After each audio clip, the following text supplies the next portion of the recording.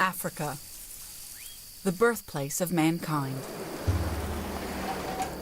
But it's not the past that brings me here, it's the future. Africa has just been plugged into broadband.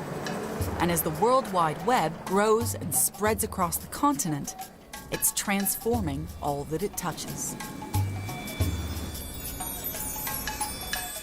The small town of Abiriu in Ghana is just one of the latest to be hooked up to the globe.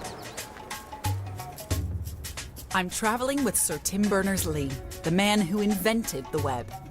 It's 20 years since he made his breakthrough, and now the divide between the digital haves and have-nots is shrinking fast.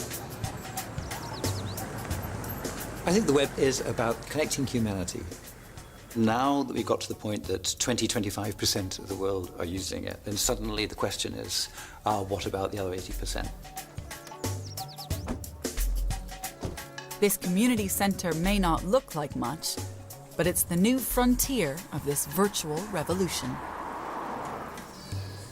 It was a little bit like going back in time to when people first came across the web. We wouldn't, in the early days, have been anything like as presumptuous as to say, how can we make sure this gets to the furthest reaches of rural Africa? But what exactly is it that we've created over the last 20 years? What does it mean? Is our wired digital world a blessing or a curse?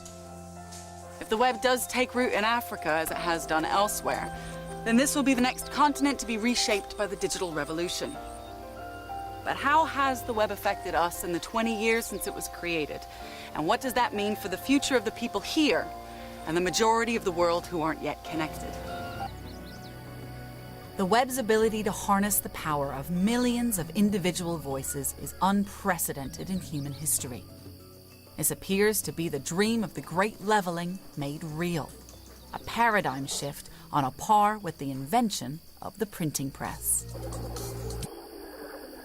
Built into the web's design is an ability to connect individuals without great wealth or power.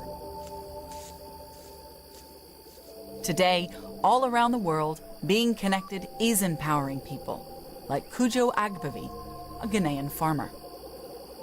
First, I was an illiterate in the use of the internet, but a friend introduced it to me, and then he taught me at least how to browse and then find out all these things. Kujo uses the web to learn how to grow crops more efficiently and to compete with much bigger farms. I use the internet to find the prices of the commodities and then the market where it can easily and quickly be bought. But the management and the marketing of the produce has greatly been changed. I feel more connected to the world.